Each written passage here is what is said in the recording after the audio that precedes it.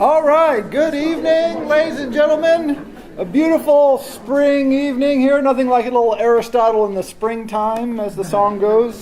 That's not been written yet. This evening we're going to finish the Holy Trinity of Greek philosophy. Having done Socrates and Plato, we'll do Aristotle. Now, as we read or think about or try to understand Aristotle, it's important to note that what you're reading is a long-running debate with Plato. Now, in the surviving works that we have from Aristotle, he basically never mentions Plato. But it's very clear that he disagreed with his teacher on lots of things. Not everything, but on many fundamental points. And so the importance of Aristotle in Western philosophy is that for the next, 2,000 years, you had the Platonists and the Neoplatonists in a long-running argument with the Aristotelians and the Scholastics, who were sort of Neo-Aristotelians. And that just keeps going until forever, till today. And so this is this long-running debate. Also, it's important to note that Socrates, of course, is the huge influence on Plato. Plato is the huge influence on Aristotle. And so there's a lot of Socrates in here as well, which is another reason Socrates is so important. It's because you get these two lines of philosophy that spring from one locus, the Plato-Socratic locus. So it's he's a significant philosopher for a lot of reasons, but one is to understand that what we're hearing is a lifelong debate, essentially, with Plato. Aristotle was born in Stygia, I believe that's the pronunciation, which was a city-state. But his father was apparently the doctor to Philip of Macedon, famously the father of Alexander. And he was raised in a family of doctors, and we presume that he was trained in his youth to be a doctor, but we don't actually know that. There's a lot of speculation in Aristotle's biography, not that many facts. But his father was a doctor. He was in the court, probably as a doctor. And for a couple of years, he was the teacher of Alexander the Great. And so historians love to imagine this. You have these two incredible figures from history who were in the same place at the same time, Aristotle teaching Alexander. What was it like? The problem is we don't know what it was like, and all the evidence from Alexander's life suggests that he paid zero attention to what Aristotle would have to say. Alexander really, really liked Homer. Homer, he wanted to be Achilles very badly, and he set about conquering the world to prove how much like Achilles he was. Much of what Aristotle wrote about politics can be read as a subtle criticism of the kind of conquest that Alexander was taking during his lifetime. So Aristotle is in Athens and other places writing praise of democracy and limited oligarchies and all this, while Alexander is saying, I'm going to be a tyrant and just crush all opposition before me. And so there's a sort of running debate between them. So he's not just arguing with Plato, there's also this subtle and continuous argument against Alexander the Great, because Philip of Macedon and then Alexander, this was not a city-state. And so Aristotle was born and raised in a city-state, and then he transfers to be under the influence of a king. And then he goes to Athens, where he's back to being a city-state. And so there's these, the very different political outlook that he has because of his experience. When he's in Athens, he studies famously with Plato. We don't know how long they studied together, because for much of the time, or many of the years that Aristotle is in Athens, Plato is out and about trying to get his perfect Platonic society established, which does not go well at all, as I mentioned in the Plato lecture. But the influence is clear enough. And Aristotle had really hoped to inherit Plato's school when Plato handed it over, but he did not. And part of the reason is probably that anybody who was Macedonian was suspect to suspicion in Athens at this time, because the conquest of the Athenian city-state by the Macedonians hadn't gone over that well. So it's sort of, so his position in Athens was always somewhat suspect. And so he left for a while, and then he came back for a while, and he established the Lyceum, which was an extraordinarily long-lived school. It was called that because it was apparently in an exercise park. It was next to a field where gymnastics were done and exercise was taken. And that's why they think this is why the philosophers who studied in that school were called peripatetics, because you could walk around. There was a walking course. And so they may have held their classes while they walked, but more likely it just meant that basically they were holding classes in an outdoor gymnasium.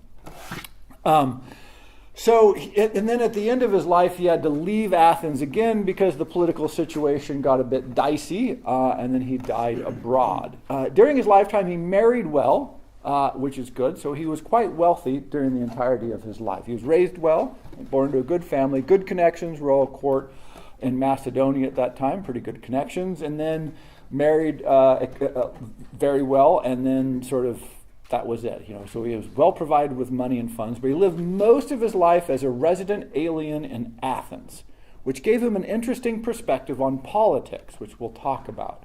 That he was never a citizen of Athens, and therefore he was not able to directly participate in the politics of the city-state. And he writes a huge amount about this, but it's, again, good to read debate with Plato, but also the fact that he's also in this sort of position of ambivalence where he really clearly loved Athens, but it's not clear Athens loved him all that much. So if you go to read Aristotle, it's important. I was trying to think of an analogy here, and Aristotle is like the Costco of philosophers.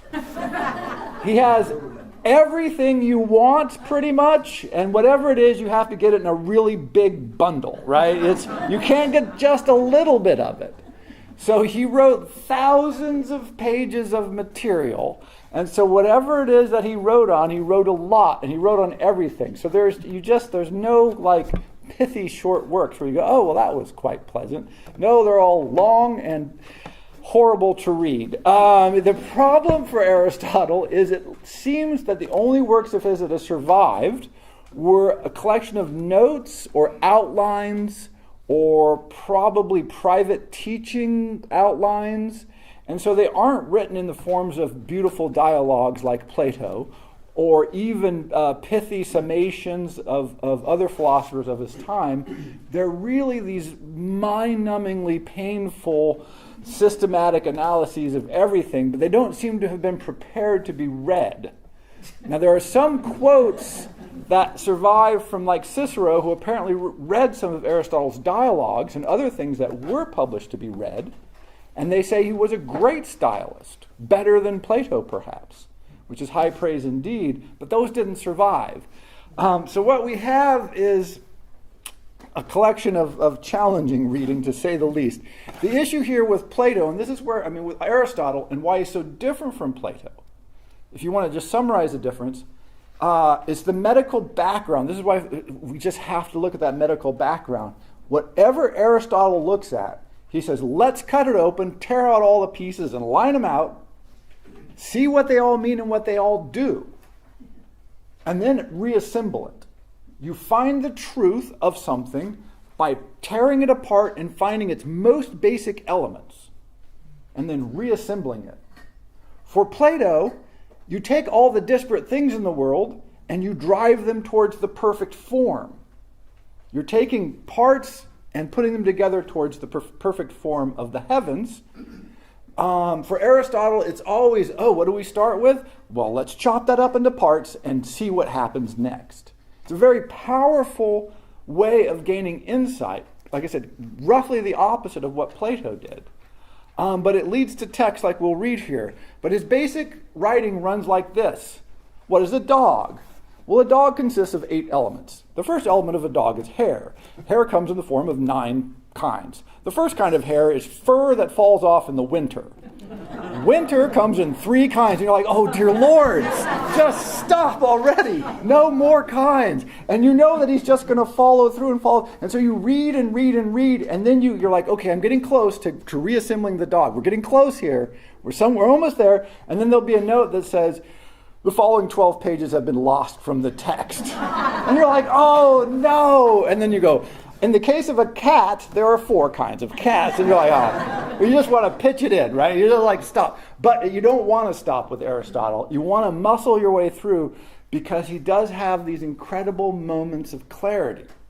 But again, it's important to note that it's just not written to be read actually. It's written as notes or outlines. But this practice of breaking things down is really fundamental to how his mind works, and it was hugely influential on basically every thinker that's come since then. And it starts the big debate with the Platonists and the Neoplatonists that's running on to this day. So again, he's written so much, it's hard to even know what to begin to cover. So I thought we'd just start with the Poetics. Now the Poetics shares, as far as I know, the distinction of being one of only two texts from the ancient world that is still used today as a living textbook. So if you go to film school or drama school today, they will have you read the Poetics. The other text from the ancient world that is still used in this way is Xenophon's treatise on horsemanship. So if you decide to go in the equestrian arts and you want to learn about it, they still use Xenophon's treatise on horsemanship as an actual textbook because it was just so good. Euclid's Elements used to be in this list, but for some reason our education system decided that we shouldn't read that, and so it's sort of fallen off. But at least Aristotle's Poetics, 2,300 years later, is still used as the primary guide to understanding how to make films and plays, for good reason. But I gave a little bit longer quote here because I think it's interesting, but it also gives you an example of how his mind works and how everything he wrote is basically structured. So he says, this is from the very early in the Poetics, he says, there are 6 parts consequently of every tragedy. By the way, every work he writes starts exactly this way. There are a certain number of parts to this thing. As a whole, of such or such quality, viz. A fable or a plot, characters, diction, thought, spectacle, and melody. So the elements of every tragedy are plot, characters, diction, thought, spectacle, and melody. So now you know what's coming. He's going to talk about each of these in order and break them down into subparts. And this is what he always does. 2 arising from means, 1 from the manner, and 3 from the objects of the dramatic imitation. And there is nothing else besides these 6. Well, this is crucial. In his thinking, he's like, if you can identify the basic elements and all of the basic elements, then you have a comprehensive understanding of whatever it is you're studying. If you can grasp those, you don't need to study anything else. It's totally comprehensive. This is his goal. He's always trying to do this. Sometimes he says he doesn't know. Sometimes he says it's confusing, it's subtle, we have to think about it some more, but what he's always shooting for is the list of those things that make up the elements of something and the total list, so that when he's done, it never needs to be touched again. It's perfect. It's total. But again, it's the opposite of Plato's forms. Plato wants to take you up to the perfect single form that lives in heaven. Aristotle wants you to bring you down to the 6 characteristics that make up all possible aspects of tragedy. And every single work he writes is structured essentially this way. Of these, it is formative elements, then, not a few of the dramatists have made due use of, as every play, one may say, admits of spectacle, character, fable, diction, melody, and thought. The most important of the 6 is the combination of incident of the story. Tragedy is essentially an imitation not of persons, but of action and life, of happiness and misery. All human happiness and misery take the form of action. The end for which we live is but a certain kind of activity, not a quality. Now this has at least 2 levels to it. First is he says, look, when you go to the theater, what you see is things happening. That's the most important element. Not what people say, not what people think, what they do. This is where it derives its power. What we see done. So if you go to film school, they just tell you this. What is the plot? What is the plot? What are people doing? What is the action that we see? Because it's essentially a visual medium. There's other elements. He lists the other elements. But the primary one, if you want to do a tragedy, is this notion of seeing people doing things. If they just wander around talking, A, we're bored, and B, it doesn't tell us very much. It tells us a little bit. It's important, but more important is to see what they do. That's the root element of it. That's why this is still taught as a fundamental text, or one of the reasons. Second part of that is the notion of the end to which we live, happiness, he'll talk about this in the Nicomachean Ethics, is not a state. It's not something that's static. It's something that's done. And Aristotle, again, in contrast to Plato, Plato is always trying to fix things in a perfect state. Aristotle is always interested in how things change and move and become one thing or another, and what causes those changes. How can they be the same? How can they be different? Flux, change, pieces. He's always interested in that. So he says, you do not achieve a state of happiness. You act in a way that is happiness. It's a process. It's an undertaking. It's a series of activities, not a final state. And we tend to think of it the other way. We say, oh, at some point, this will happen, and then I'll achieve this state wherein I am happy.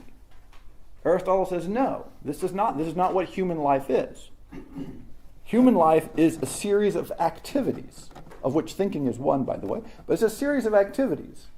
And if those series of activities are correct, then you'll enjoy them and you'll be happy. If they aren't, you won't enjoy them and you won't be happy. It's a very different way of thinking.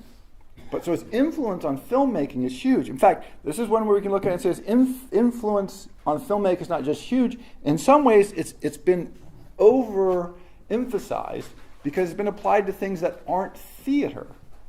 Classically, everybody says, if you look at writing guides, and a lot of writing MFA courses also teach Aristotle's Poetics. But what's interesting is novels aren't seen. The whole notion that Aristotle is working from is misapplied when they try to apply it to novels because they're a different form. This is sort of the grand history of the application of Aristotelian thinking. Great ideas, amazing analysis, incredible power, misapplied to things that Aristotle never tried to apply them to.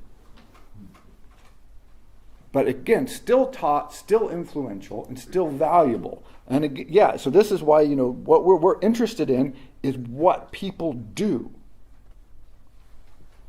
When they speak, we're interested in how they speak and how that represents their thoughts. So diction is one thing, thoughts are another, and that's what speech does for us. But primarily, we want to know about what people are doing, always what they're doing. Another hugely influential work of his was called, by the way, it's from the Organon, which was translated earlier by Boethius. It's one of the earliest texts of Aristotle to make it back into the corpus. We'll talk about that. And appropriately enough, the first work of the Organon is called the Categories. And you know what's coming now, right? How many categories are there? What categories exist? How do we know when we have a category? What is a subcategory? This will kill you, by the way. Do not read the categories. No, definitely read the categories. It's great fun. But what he does in there in the posterior, anterior analytics, which is basically he founds the schools of logic. If Aristotle had done nothing but those two works, the two works of analytics, he would be a world famous philosopher. Because people had been using logic and trying to think logically, but he just sat down and said, right, what are all possible, logically valid ways to construct an argument? Again, he wants to have a perfect total study. He's always trying to do this. And so if you've heard the all men are mortal, Socrates is a man, therefore Socrates is mortal, this is Aristotle. This is the basic syllogism. Anytime we talk about A, what can we say about A that's true? What can we say about B that's true?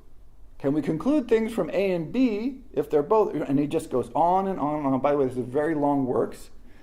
But they are the foundational works in the logical understanding and application of logic to everything in the world. Now they're flawed, they're imperfect. It turns out that the use of logic is not perfectible. We proved this in the 20th century. But it is incredibly powerful. Its influence, it's influenced everything since then. When you hear legal arguments in court, generally speaking, they're following a lot of Aristotle's rules that he laid down.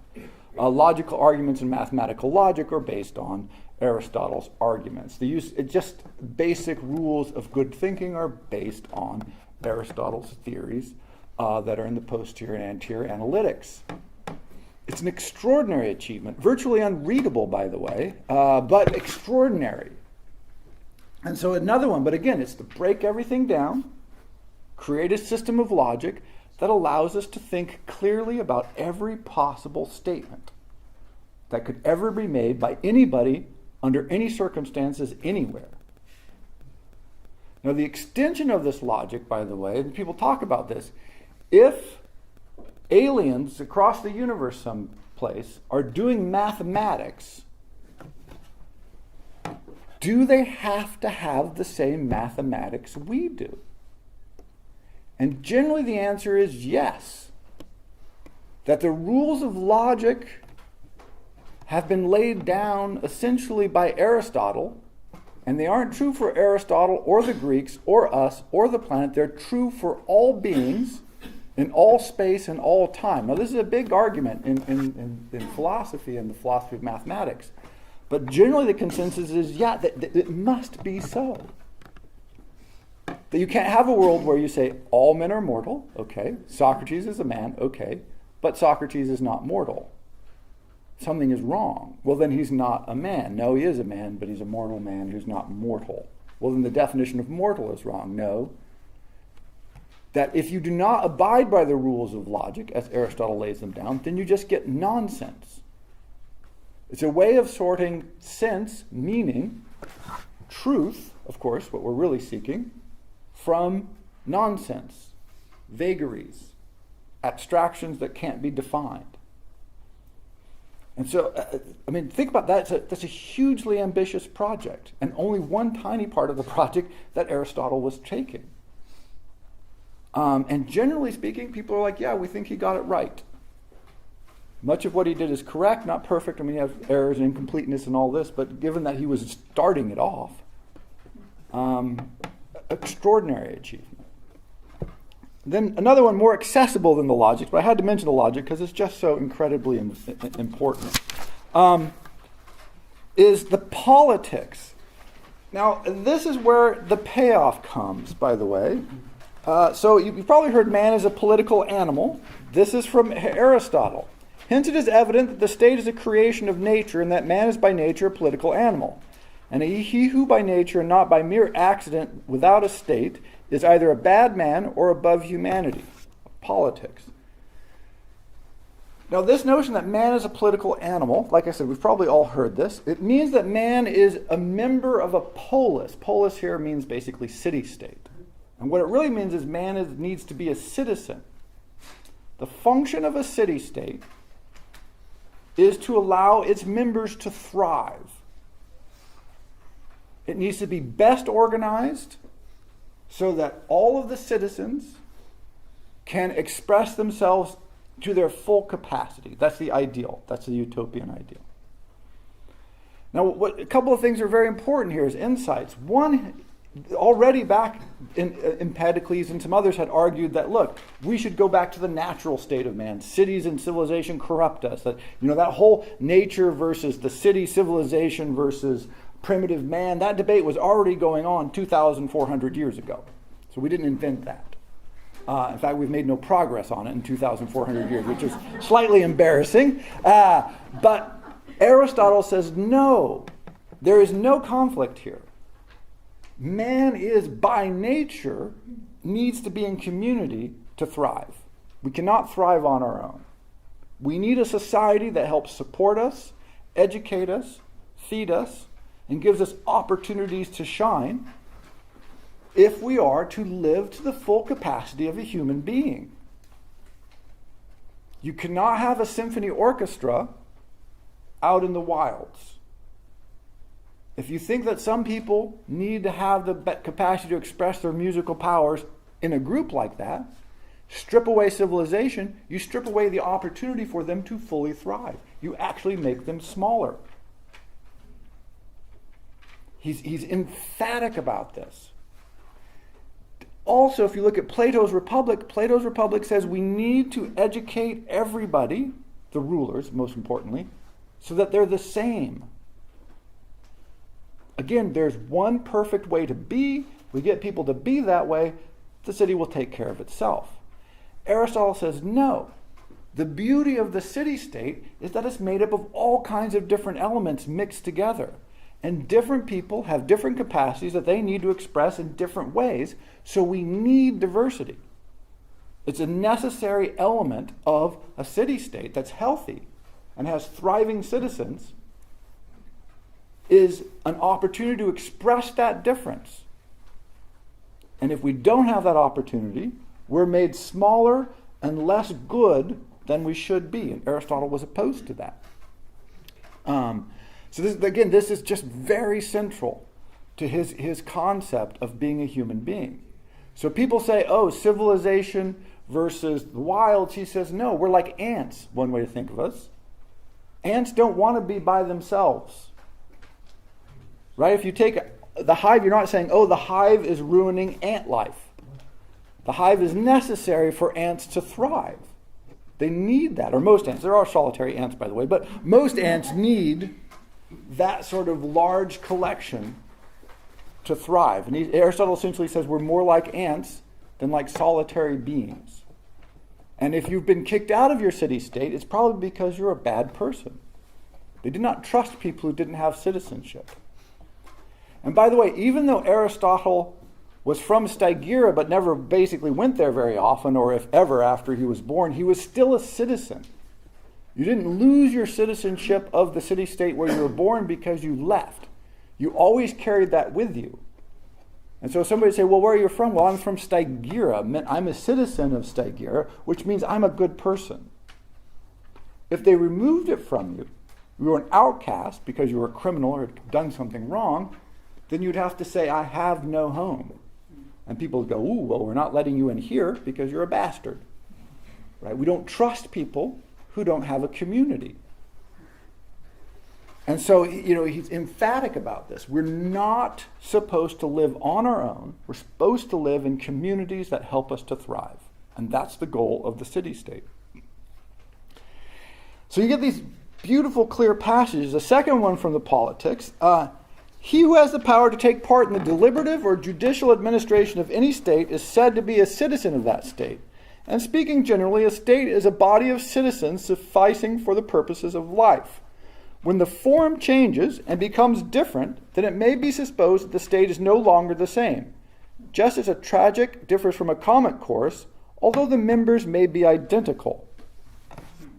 Now, this is one of those moments of absolute clarity that makes all the work in Aristotle worth doing. We say, oh, we live in a democracy. Aristotle says, great, that's wonderful. Who is a citizen and who has the power to control your government, make the decisions, make things happen? If the people who control things change, your government has changed. You have to give it a new name. The distribution of power among the citizens is what determines the nature of society you live in. He just couldn't be any clearer about that. We get totally confused. He didn't care about the form or the outward appearance. He just said, who has the power? If who has the power changes, your government has changed. Simple. No, not confusing. But we get confused. We do the same things. Do we have the same amount of power? Do they mean the same things over time? Do citizens influence things? How? By how much? That's the value of Aristotle. He just says, let's break this down. What are the basics of the control of a population is who gets to make the decisions, who has the power. Figure that out. And that'll tell you the nature of the society you're in. Very simple. Very clear. Breaking it down to its basic elements, really, it generates clarity in many instances. In many instances, it confuses you. But in many instances, you get very much great clarity there. That ask it, who is a citizen? And by citizen, again, he just means those who have power. If you don't have power, he says you're not actually a citizen. He even remarks that people who aren't theoretically citizens, if they have power, are actually citizens. even if they aren't technically called citizens. That's okay. If you're a resident alien who's friends with the tyrant, you're essentially a citizen because you have a lot of power and control, much more than the people who are called citizens but have no influence on the government. So he's just like, look, just be clear about this. Now, he had all kinds of interesting to say. He thought that people were naturally born slaves. He says, you look out at people, some people, he says, are just born to be slaves. Look at them. They're hopeless.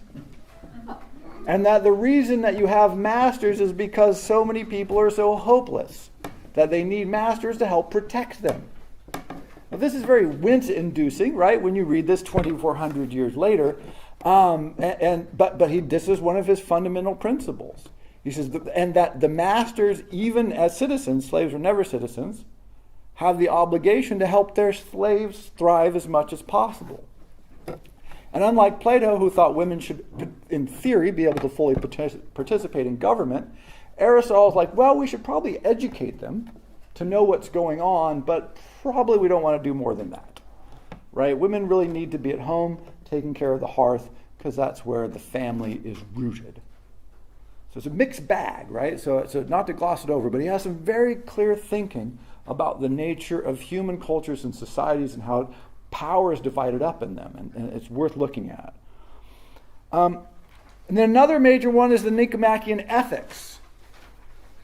Every art and every inquiry, and similarly every action and pursuit, is thought to aim at some good. And for this reason, the good has rightly been declared to that at which all things aim. If you want to understand Dostoevsky, you have to understand that he is arguing with Aristotle. Because Dostoevsky was at pains to demonstrate that people are often not trying to do the good. That sometimes people are just bastards and they do bad things just because they're bad, not for any other reason. But Aristotle's influence was so powerful that this idea is still with us. I think it is a powerful insight. And he says the chief good is happiness.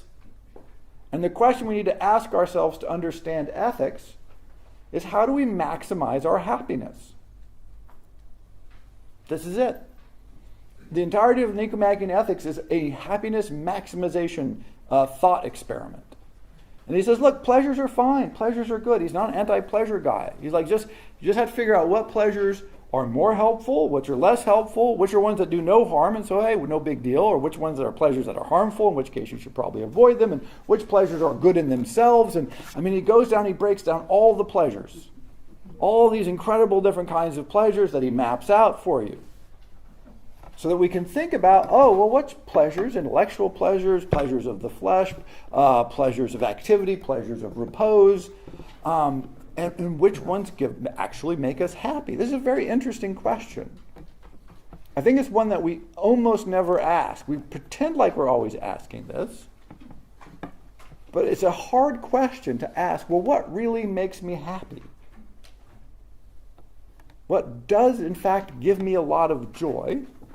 And then Aristotle makes the incredibly insightful observation that if you know what gives you a lot of joy, you should do it.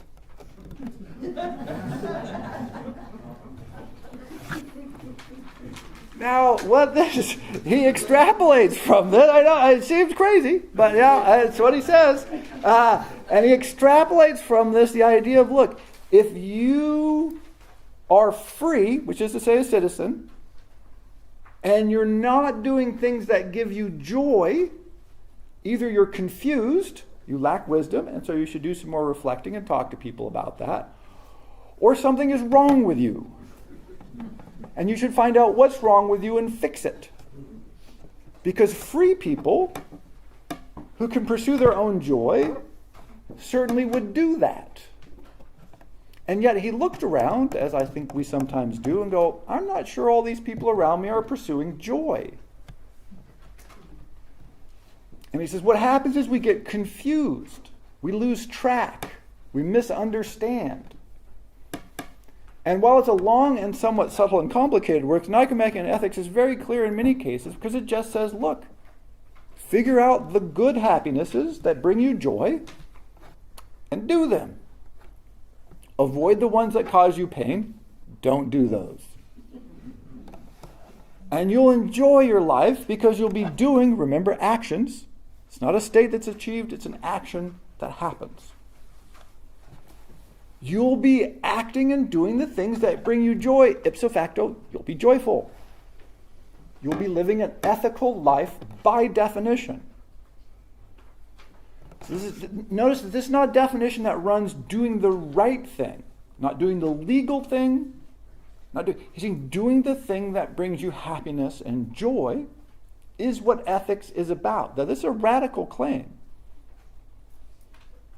We don't have this really. We don't have a lot of impetus. In theory, we do in our society, but in practice, if you look around, we don't really. The impetus is not consistently in school. We don't ask students, well, what brings you joy? What makes you happy? Would this standardized exam make you joyful? Right? If you go to work and they say, well, we're going to hold a meeting, but only come if you're going to feel joy. If it's really going to help you express the fullest capacity of yourself, come to the meeting. If you might find the meeting tedious and unproductive, well, best to skip it then. I've never seen that memo. I would love to see that memo. Because that is the memo I've been waiting for my whole life.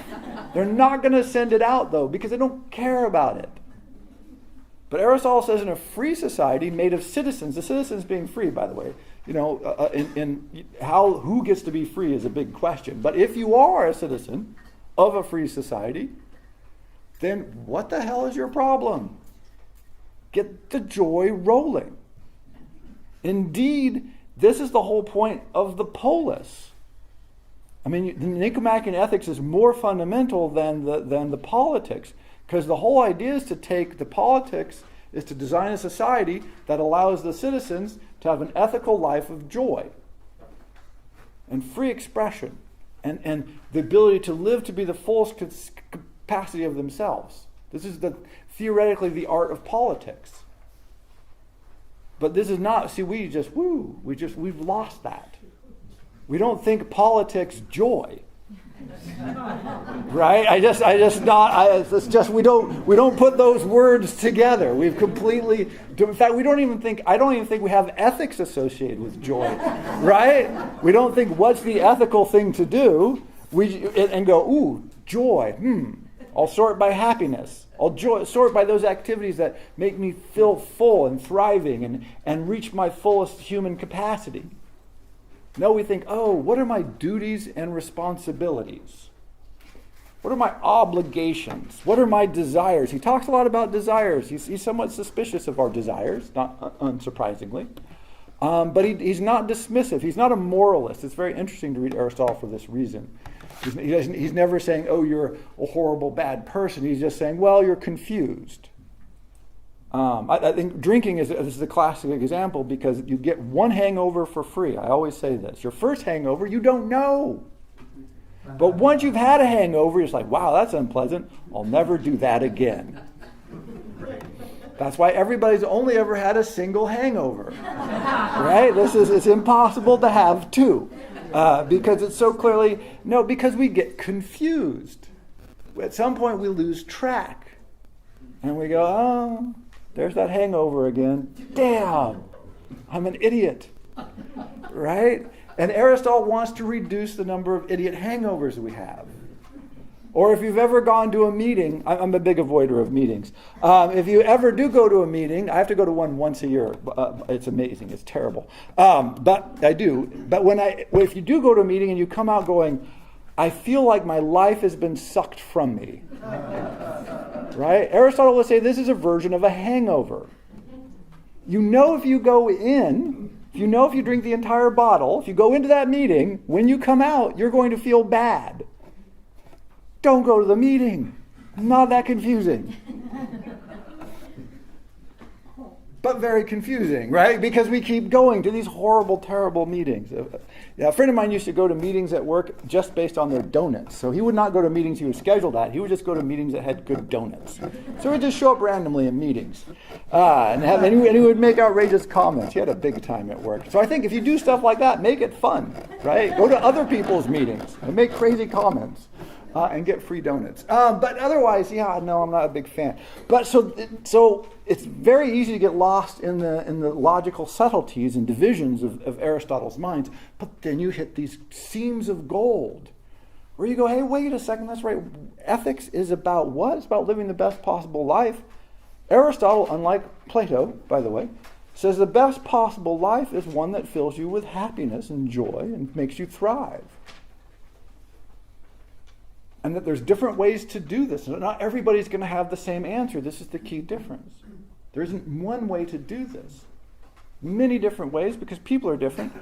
But if you're not doing that, you're living unethically. You're an unethical person if you aren't joyful and thriving. What a weird concept. Right? I don't think we would ever use the term that way, but it's clearly implicit. And not implicit, it's explicit. And the ethics is why it's such an incredibly powerful and strange work, because we're reading it after a culture that does not believe this has informed our sense of ethics and responsibility. And finally, I wanted to try and give some sense of the importance of the way he thought about the world in the sense of causality, because he did the metaphysics, he did the physics, his whole theory of the origin and generation of life is based on this big universal theory that he has, which was influential, which we'll see. But it was this notion of causality. And he said essentially there are 4 causes for everything. Everything has the same 4 causes. Again, you break things down into fundamental elements. And he says you have matter, which is what something is made from. So the classic example he used is a bronze statue. So a bronze statue is made from bronze. That's the material cause. And one of the reasons he was interested in this question is you can make bronze into a bowl, or you can make bronze into a statue, or you can make bronze into a dagger. See how weird that is? We take this for granted, but he was really like, huh. So is the bowl, the statue, and the dagger the same because it's made of bronze? Or is it different because they're in different shapes and used for different purposes? It's a tricky problem. For years I argued with the same friend who went to all the meetings. He had a box in his apartment with a tablecloth on it. And he said it was his table. And I said, no, it's a box with a tablecloth on it. Which is an Aristotelian argument about form. So here we go. Is anything you put food on and eat off of a table? That would be a functional definition. Or does it have to have some sort of intent? Does it have to be made with the idea that it will be a table at the end? This is a use definition. And I don't remember where we all ended up, but for years, basically every time we ate at the box, we had the same Aristotelian. This is the problem with Aristotelian arguments; they can go on forever. But Aristotle's argument is say you have 4 elements, and if you have all 4 of them, then you can answer pretty clearly. Then you have form. It's the change movement caused by the arrangement, shape, appearance of the thing or thing moving. Would be the shape of a statue, or if you have a living thing like a monkey, it would be the soul of the monkey. The soul, by the way, in Aristotle's definition, gives things form. So that would be its causal form. Then you have the agent of change. What causes it to become that form? So for a table, it would be a carpenter. For a statue, it would be someone who cast the statue. And for a monkey, it would be the monkey's parents. Right? So the monkey's parents make a little monkey. A carpenter makes a table. A caster makes a statue. But they don't change. This is the key idea. They make a change in the thing, but they don't change. I make a table, I don't become a table. And then crucially, and most importantly, by the way, is end. It's the final cause. It's the reason the thing was made. For a seed, it's to become an adult plant. For a sailboat, sailing. For a statue, tribute to the god. For a monkey, it is to become a monkey. For Aristotle, you have this teleological, which means everything has a direction. We're headed someplace. Because part of being in existence is to have all 4 of these forms, and the most important one is the end to which that thing has been made or has come into existence, or why it's on the planet. And so if you know the end, he's always looking for the end of everything. What's it for? Why is it here? How is it used? Because from that he can derive its fundamental nature. When you know its fundamental nature, you know everything. If you've ever read Sartre's existentialist philosophy, basically it's a long argument with that point. He says the crazy thing about humans is we have no end. We have no direction, we have no goal, we have no plan. That's why we're so hopelessly confused. Aristotle says, no, everything has an end, you just don't know what it is yet. You've got to figure it out. Part of living the ethical life is discovering that for which you exist. That's your end. It's this interesting concept that he has. And so this is all put into play by the prime mover. This is a great concept from the ancient world because it's like, well, where did the universe come from? There must have been this thing in the original that got everything rolling. And a lot of times, like Aristotle, they're trying to avoid the explicit invocation of gods to explain everything. And so they're going, prime mover. And so you get this crazy notion of that the whole universe is related by this initial sort of shove that gets everything going. But that's really in the heavens around us. On Earth, we're sort of like a sub-shove from the prime mover that got the heavens rolling. And we're just, they call it the sublunar, by the way. By the way, if you read Aristotle, you run into masses of technical vocabulary. He loved technical vocabulary. Where Plato says, let's talk about love and joy and beauty. Aristotle's like, let's talk about the sublunar capacities of the prime moving objects in their origins and debate. And you're like, I do not understand what you're talking about. And so you have to reread the sentences over and over and over again. There's not enough nouns. Give me a noun. I want a noun. A clear thing I can get my mind attached to. And he's just not going to. There's like one noun every chapter. So it's a struggle. But this is the idea, is that the universe has been set. I mean, oddly, it has this weird resonance of the Big Bang. Right? We really haven't come very far from Aristotle, because physics will say, look, there was this Big Bang. It's like, okay, what caused the Big Bang? Don't ask that.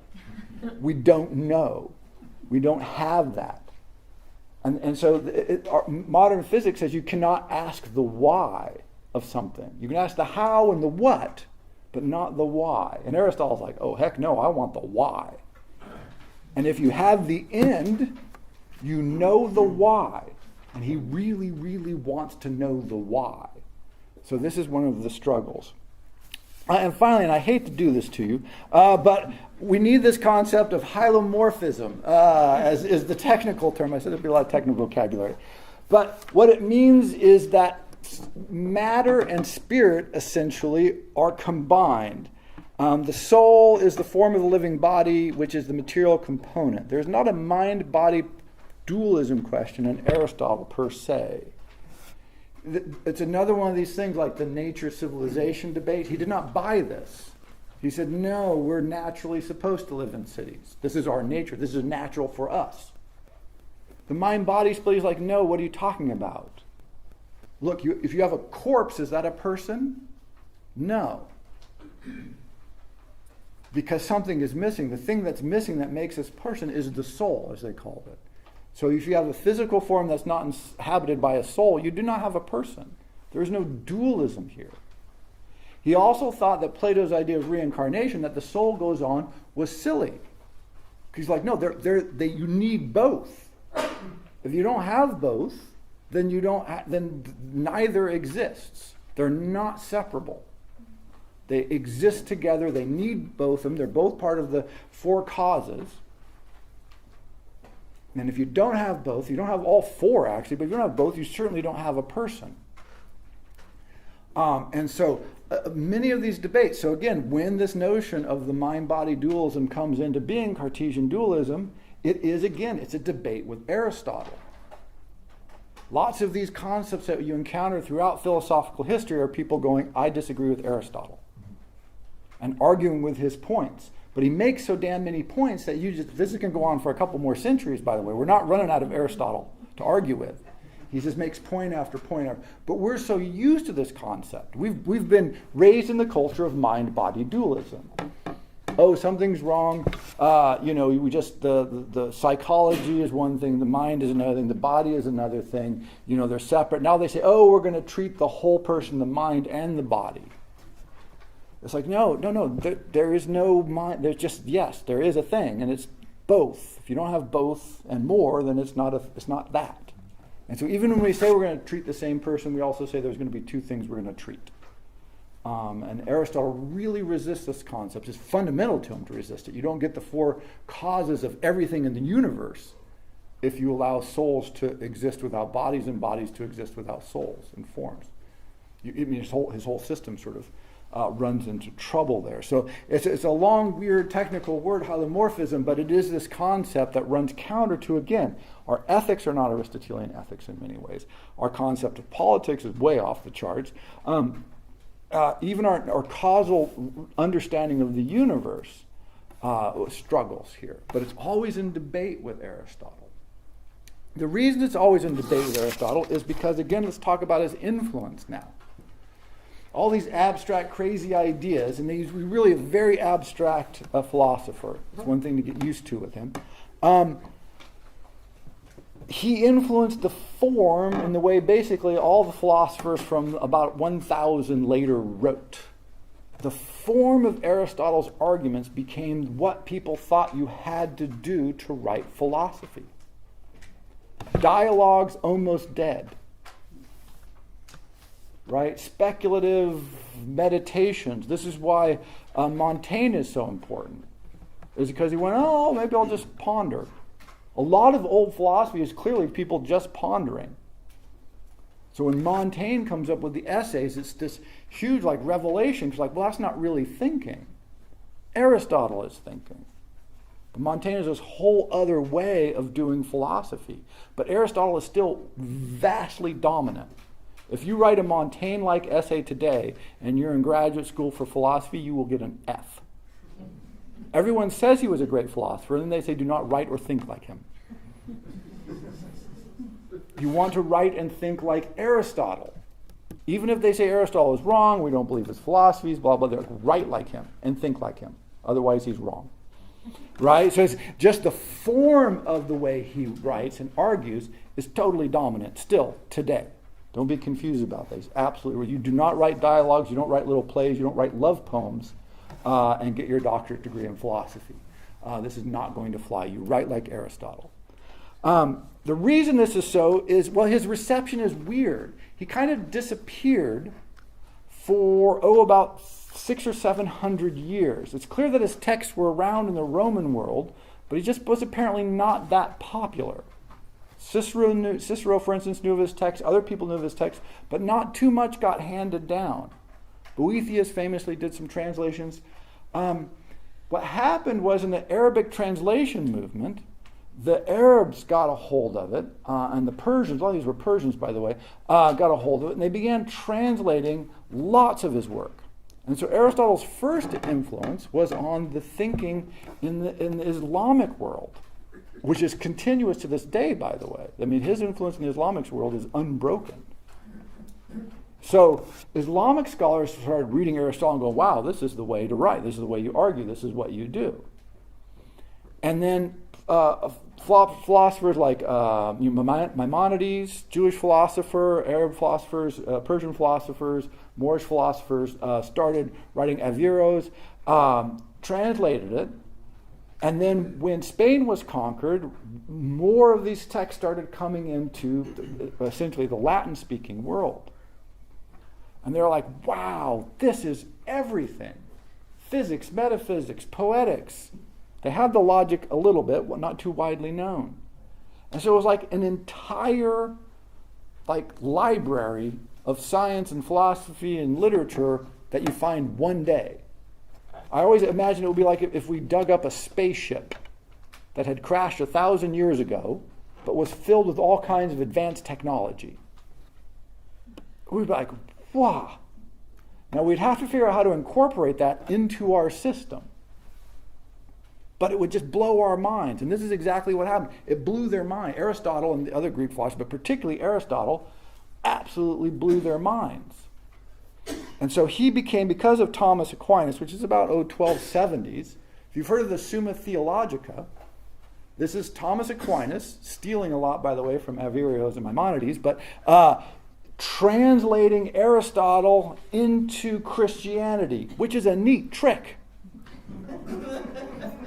Because he's a pagan philosopher who probably didn't really believe in God anyway. He didn't believe in his own gods, much less gods that came along after he died. Sort of did not believe anything like. I mean, he's saying the highest good is pleasure. This wasn't really the Catholic Church's line at the time. That's not what they were preaching. But somehow, magically, Thomas Aquinas, this is how he becomes Saint Thomas Aquinas, by the way, was able to incorporate Aristotle in such a way that everybody was like, yes, this is what we've been waiting for. He was sort of a proto-Christian thinker. And so this is the scholastics. I mean, Aristotle just took over all of the leading schools, like Paris Academy. In Paris, they tried to ban him because some of the Catholic thinkers were like, no, this is a pagan thinker. This has nothing to do with Christianity. We've banned him. And he was so popular that they had to unban him.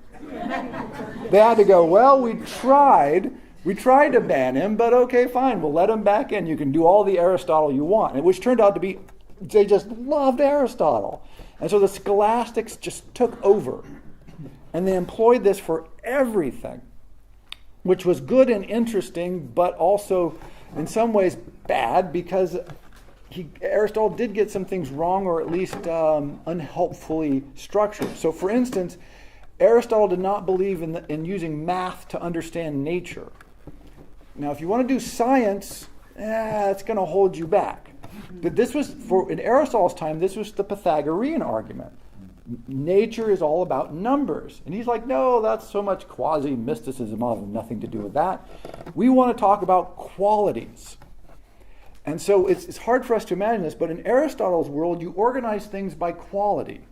So you would say, oh, I think we should think about all things that are yellow like a chicken. So a sunset, a chicken, and a sofa have a fundamentally important similar quality, which is a yellowness. So we'll put them in that category over there. This is weird. So they developed ideas like a walnut looks like a human brain. Ipso facto, eating walnuts will help you with brain problems. Because they're the same thing, because look how similar they are. So it's not always bad to organize things by qualities, but it really becomes unhelpful in many, many instances. But they ran wild with this. I mean, they absolutely went crazy and everything. So they had these things called cabinets of wonders that were filled with things organized by things that make noise when the wind blows. I'm not making that up. So it's like, oh, wind chimes and branches of a tree and a hollow log. And no, that all goes in the cabinet. Look, when the wind blows, these things make noise. Oh, fabulous. Things that catch on fire at really low temperature. Right? I mean, you can do this forever, but it not that helpful for insights to nature. So when Galileo comes along, one of the things that Galileo is imprisoned for is not for fighting with the church per se. It wasn't Christian doctrine he had a problem with. It was Aristotle he had a problem with. He's like, look, let's get some math. Let's get some experiments going. Let's not think that everything moves from the inside on its own force. Maybe there's outside, right? And so he was really attacking and arguing against the Aristotelian tradition more than anything. And so, this just went on and on and on. I mean, the influence of Aristotle is still powerful today. Our understanding of language, even around politics, is still there. But mostly where you see it is in the way we deploy logic and then we formalize our writing, particularly when we want to be serious. When you want to be serious and be taken serious, particularly in the academy, but not outside of it, you want to use formal logic the way Aristotle laid it out, essentially. And you want to have your point-by-point, clear divisions, subdivisions of subdivisions that all then sum up to make a point. And once you've made that point, you've covered it all and you're done. Yay. This is Aristotle. That's how influential his mind and his approach has been on how we think. And when you read him, again, it's off-putting, but you should recognize it immediately. People always say, oh, this is scholastic writing. Oh, this is oppressive writing. But Kant, Hegel, writing just like, they're following this rules very closely. And then when people don't write that way, like Montaigne or Nietzsche, we throw rocks at them culturally. We say, well, that's not real thinking. That's not the way it's supposed to be done. We're supposed to make these clear, formal arguments that go step by step and that logically reach a conclusion, because that's how we live our lives. No, right? And so this is often not helpful for us. So last time when I talked about Plato, I strongly recommended reading Plato's works. I'm not sure I can make the strong recommendation with Aristotle. I think that the Socratic dialogues are wonderful and everyone should read them. Don't start with the Republic, as I said. But boy, with Aristotle, try the Poetics out. I would say that's the one. Short, relative to Aristotle. It will give you a taste of how his mind works. And if you want to read more from there, you can. But I warn you that even the summaries of Aristotle's works are mind-numbing. In fact, I think it's easier to read Aristotle than the summaries because it's better. It's better when Aristotle does it than when people try to summarize what Aristotle does. But if you do, and I really recommend this, take a run by the Poetics. It's still in print. People still use it. Still used in schools, and it's amazing text. But for all of his difficulties and challenges, there are these nuggets of absolute clarity that are amazing. And two, you need to sort of come to some grips with him because of the titanic influence he's had, not on just the content of our thought, but the structure of it. Our minds are structured by the way Aristotle wanted us to think 2,300 years after he died. That is an extraordinary achievement for good and ill. Thank you very much, Aristotle.